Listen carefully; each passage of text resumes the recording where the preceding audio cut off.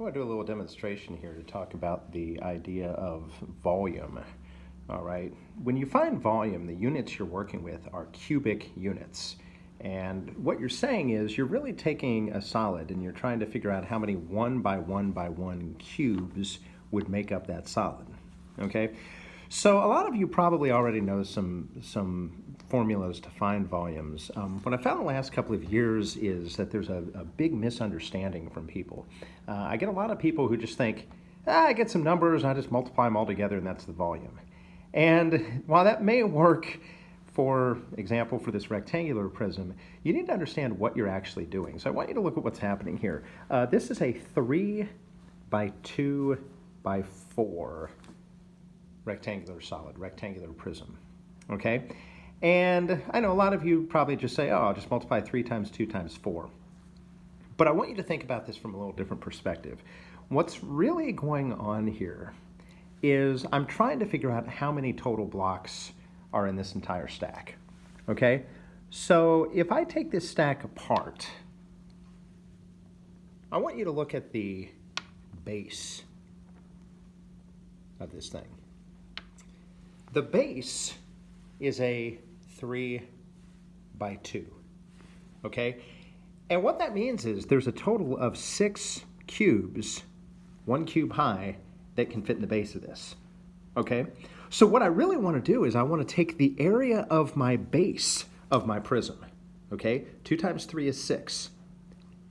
Then I want to multiply that base area of 6 by the height, because what this means is if the height is 4, that means I'm going to stack 6 blocks 4 times. I've got my first set of 6 blocks, which I found by taking the area of the base.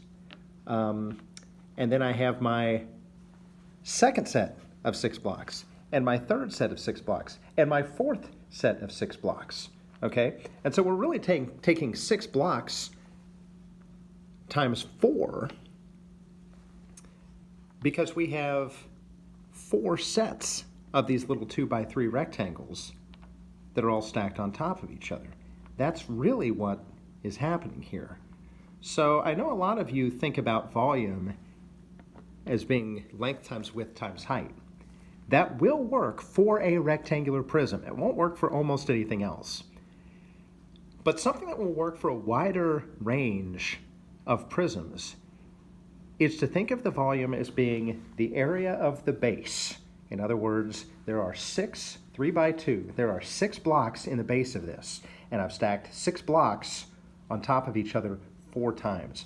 4 sets of 6 means there's a total of 24 cubes in this. There are 24 cubic units in this solid, okay? The advantage to this is if the base is a triangle, I can still find the area of that base, and that would tell me how many blocks would fit in the triangular base. And then I'd be stacking triangles on top of each other, the same number of blocks each time, all the way up to the top. If it's a circular base, I can still find the area of the circle base, and that would tell me how many blocks would fit across one level of the base, and then I can multiply it by the height because you're going to be stacking the same shape on top of itself over and over and over again. So anyway, what's the point of this video? I want you to think of I want you to think of the volume of a prism as the area of the base times the height, and it'll have a lot more applications, which you'll see in the next couple of videos.